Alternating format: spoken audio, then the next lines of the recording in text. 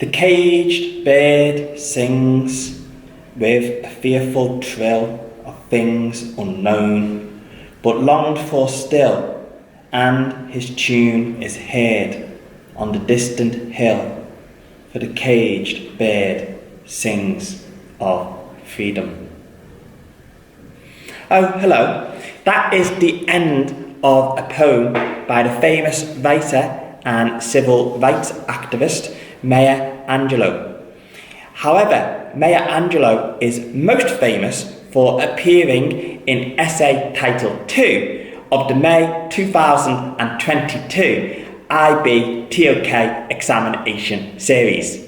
Essay title 2 is: to what extent do you agree with the claim that there's a world of difference between truth and facts? Maya Angelou. Answer with reference to 2 areas of knowledge. Let's quickly break the essay title down. I have a microphone.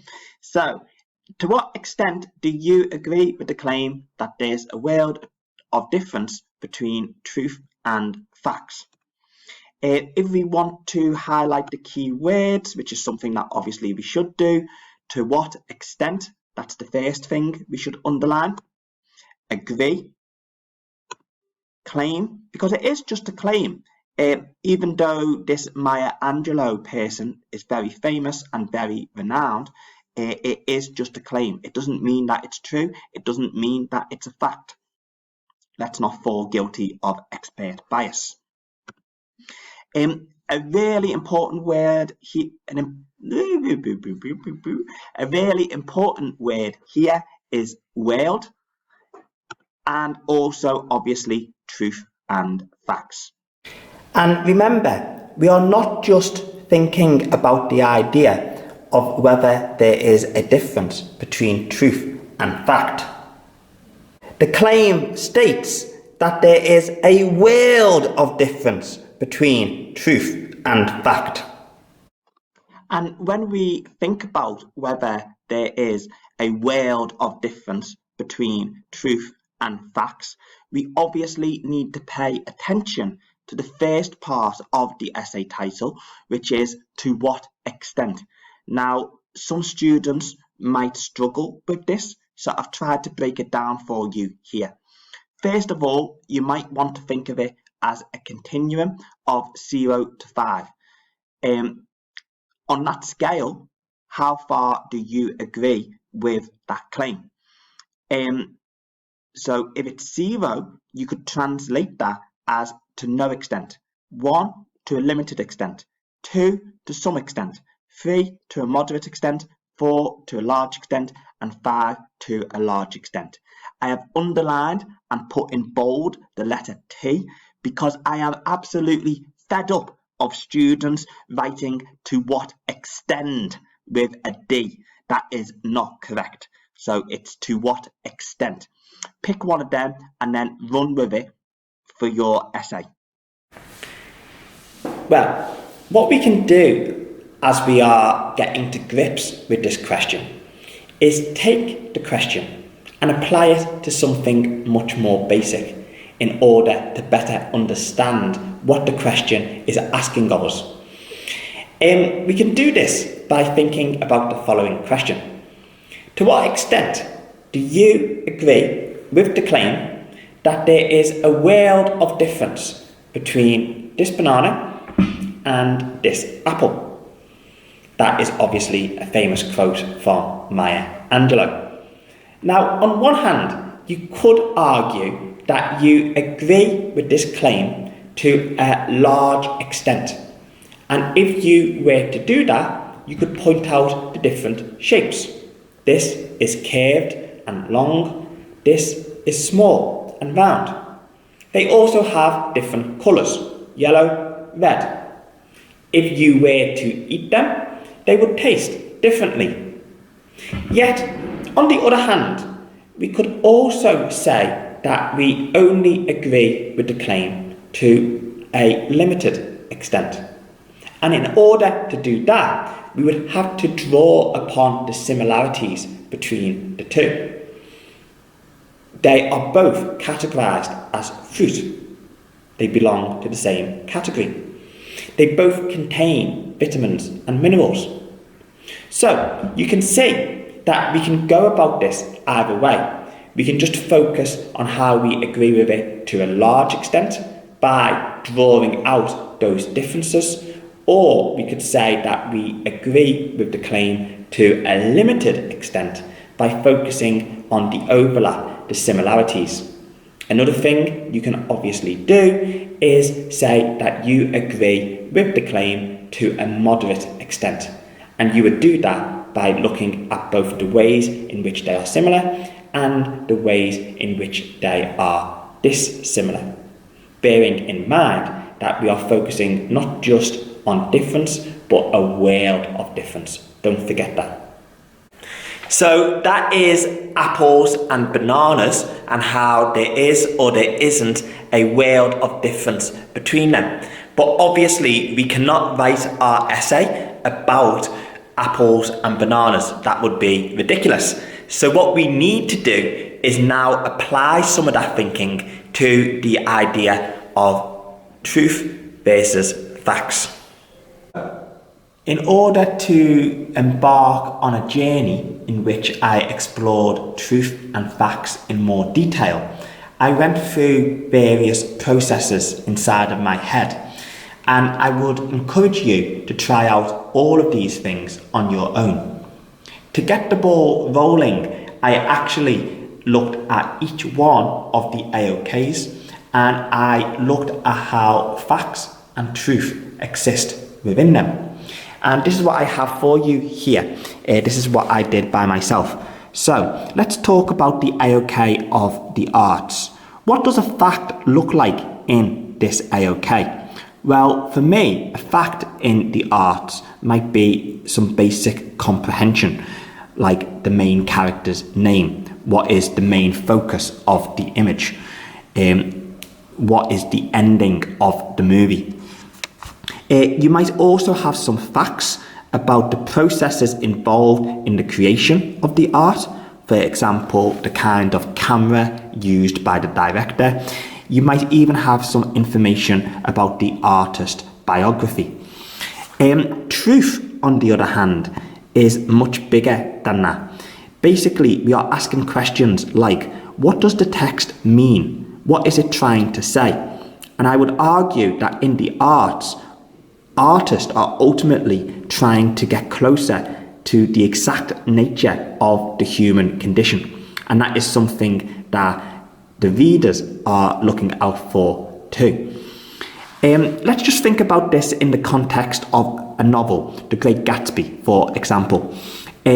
Our comprehension could be who is the narrator, facts about the writer's life would fall under the fact section, and then for truth, that would be, okay, what does this book actually mean? What is Fitzgerald trying to say about 1920s America? What does the book reveal about who we are as human beings? Moving on to history, I would say a fact in history is a date, a location, the name of a certain person or a group of people. Maybe it involves major events like wars, revolutions. And we know that these major events happened because of official records, perhaps. Also, we can rely on the technology of carbon dating to help us put together a full picture of what happened in the past.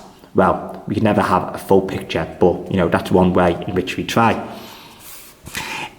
Some of the big questions in history that I think relate to the truth of history, the truth that we are seeking, relate to the causes and consequences of particular events and the historical significance of those events, not just to the past and how the past unfolded, but also in terms of what this historical event might tell us about our present condition and perhaps our future lives. I think that another historical truth that we strive to discover is the truth about identity, Ultimately, history plays a big part in our national identity, our regional identity, and basically it's because of historical events, or it's through historical events, that we have a greater sense of who we are as individuals and who we are as a collective, and that is another form of truth. In mathematics, mathematicians are striving for mathematical proof. There is a fantastic documentary about Andrew Wiles, the man who solved Fermat's last theorem. And in that documentary, people, mathematicians, academics talk about how they need mathematical proof in order to provide assurance about their ideas. I would say that a mathematical proof is basically a fact within mathematics. There are lots of good materials on the internet about Andrew Wiles and Fermat's last theorem, by the way. What is the truth of mathematics? What is it looking for? Well, I would argue that mathematics is looking at number, quantity and space in order to better know the world. And it tries to do that, but it's never, or it can't be, completely successful. That is another truth of mathematics that certain mathematicians struggle to deal with, or certainly find confusing. Look at Gödel's incompleteness theorem, for example. The natural sciences. Well, a fact in the natural sciences is usually observable, measurable. It has gone through the scientific method, and it is usually agreed upon by the wider scientific community. I would say that that is the same in the human sciences, but there is well, in both AOKs we have data, but in the human sciences, I suppose data is especially relied upon, especially because some of the things that they are studying and exploring are not necessarily observable. But there are some truths that these two AOKs need to deal with. On the one hand, the natural sciences needs to deal with what is the nature of the universe, and it tries to get to that answer through the biology, the chemistry, the physics, or the other natural sciences. In the human sciences, human scientists are looking for the nature of human behaviour, and they find they have different methods to try and get close to that goal. To give you some RLSs in these areas, maybe in the natural sciences you could talk about the COVID vaccine. That's obviously a very topical issue at the moment. In the human sciences, I think it'd be worth talking about something like pedagogy, particularly because pedagogy, the study of education, educational theories, is quite closely related to certain political ideas. Read Paulo Freire's The Pedagogy of the Oppressed, or Michael Apple's work, for instance. Maybe in the human science pursuit of the nature of human behaviour, political ideologies or cultural backgrounds play a huge role, and that plays a part in their quest for truth and the kind of truth that they are looking for. So that is just an overview of some of the AOKs and how facts and truths possibly appear within those AOKs. From my exploration of facts and truths in the AOKs, I then came up with some general ideas about facts and truths. So I have written them up on my computer. You can have a quick look at what I have written. So a fact for me is usually objective. Proof is needed, and that proof can be acquired via tools or technology. A fact can be perceived through our sense perception. It is usually something that is recorded in authoritative text or maybe official documents. It can be declared, but because it's declared, it can also be weaponized, which means it can be used for certain political gains. My computer was being lazy and started using American English, so I need to change that. And I would argue as well that facts provide the basis for wider arguments and or interpretation.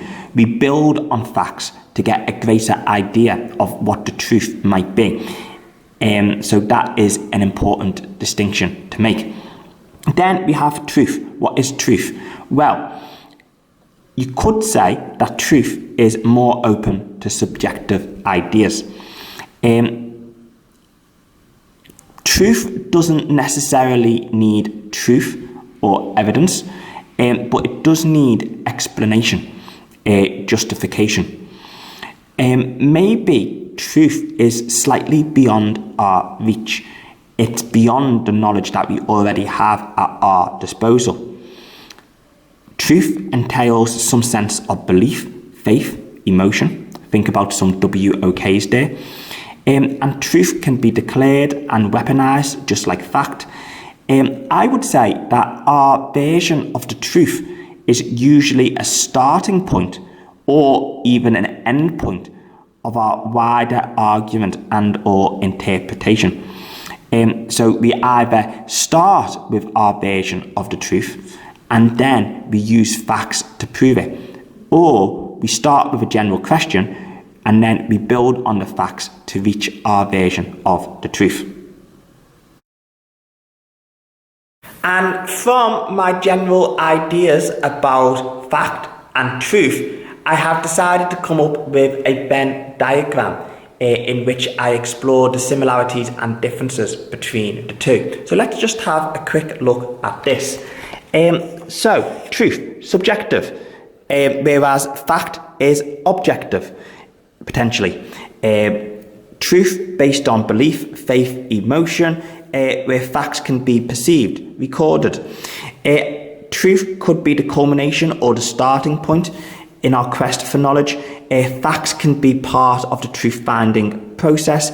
I would say that maybe this doesn't always work the other way around, unless there is something so true and so important that it then becomes a fact.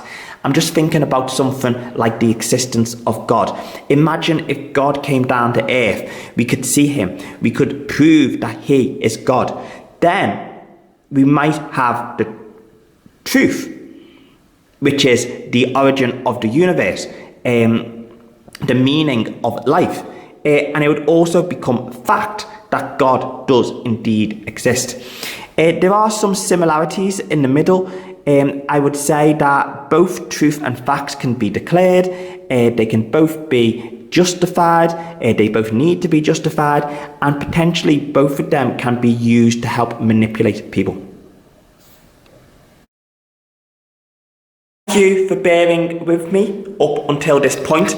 At present, I have looked at my notions of fact and truth within the various AOKs, and then I have reached some conclusions about how I interpret both facts and truths.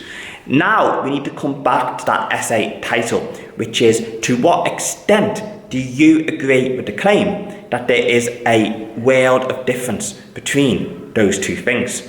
And what I have done is I have synthesized my ideas to develop various points for both major sides of the argument. So let's have a look at this board over here. Woohoo! So yes, I agree to a large extent that there is a world of difference between truth and facts. If you were to make this argument in your essay, I would say that you can do the following. You could maybe talk about how truth is subjective, fact is objective. That could be a really interesting point and would allow you to bring in lots of ways of knowing, like reason, emotion, faith, intuition, etc. Another thing is that truth and facts occur at different stages in our quest for knowledge. So facts seem to be the building blocks of our interpretations of the truth. Our interpretation of the truth either informs how we read those facts, or it is the culmination of the facts that we have read. And then we have the other side of the argument. So no, I only agree to a limited extent. Some points here. Both truth and facts can both be declared and weaponized. They can both be verbalized, articulated. We use language to communicate what we believe to be true, what we believe to be fact. But that also means that they can be weaponized and used to manipulate people in order to get people to agree with a certain agenda. Both require some form of justification. Maybe that is different, as in facts require actual concrete proof, whereas truth might just require explanation. But nevertheless, both require justification. And you could argue as well that there is a relationship between the two. Facts lead to truth in one sense, and maybe if something is so true, it becomes a fact. So they can't be too far apart if that relationship exists. And here are some possible structures for you.